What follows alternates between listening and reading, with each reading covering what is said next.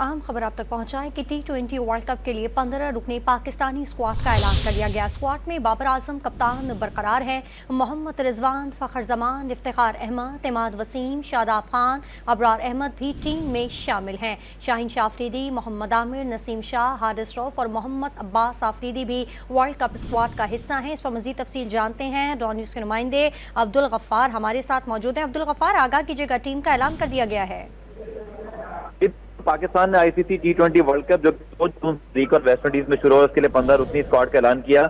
और याद रहे कि पाकिस्तान आखिरी टीम है 20 टीमों में से जिसने आखिर में 24 मई को जो 15 रुकनी स्क्वाड ऐलान करने की डेडलाइन थी, उस दिन ही जो है वो टीम अनाउंस की है। और जो टीम पहले ही मीडिया में गर्दिश कर रही थी पिछले 2 हफ्ते से, अब वही टीम अनाउंस हुई है जिसमें कप्तान बाबर आजम है, ट्यूब है, मोहम्मद रिजवान, फखर जमान, आजम खान, जितना उस्मान खान भी खेलेंगे, इफ्तिखार अहमद, इमाद वसीम, शाहीन शाह, शादाब खान, मोहम्मद आमिर, अब्बास अफरीदी, नसीम शाह, हारिस रऊफ और अबरार अहमद। और इसी तरह आज एक ड्रामाई सूरत जरूर हुई जब शाम में 6 से पहले टीम अनाउंस होना थी, लेकिन फिर पाकिस्तान क्रिकेट बोर्ड के अंदर ही तनाजा खड़ा हुआ जिसमें किसी ने एतराज उठाया कि ड्यू प्रोसेस फॉलो नहीं हुआ और मीटिंग के मिनट्स मांग लिए थे साहब ने, जिससे उनकी हिदायत पर एक और मीटिंग हुई तमाम सिलेक्शन कमेटी की, जिसमें कप्तान और हेड कोच की मुशावरत भी इंग्लैंड की गई। और वही टीम जो कि पहले जो है वो तकरीबन सेलेक्टर्स ने फाइनलाइज की थी, उसमें से सिर्फ 2 क्रिकेटर्स यानी कि सलमान अली आगा जो इंग्लैंड में 15 को ड्रॉप किया गया।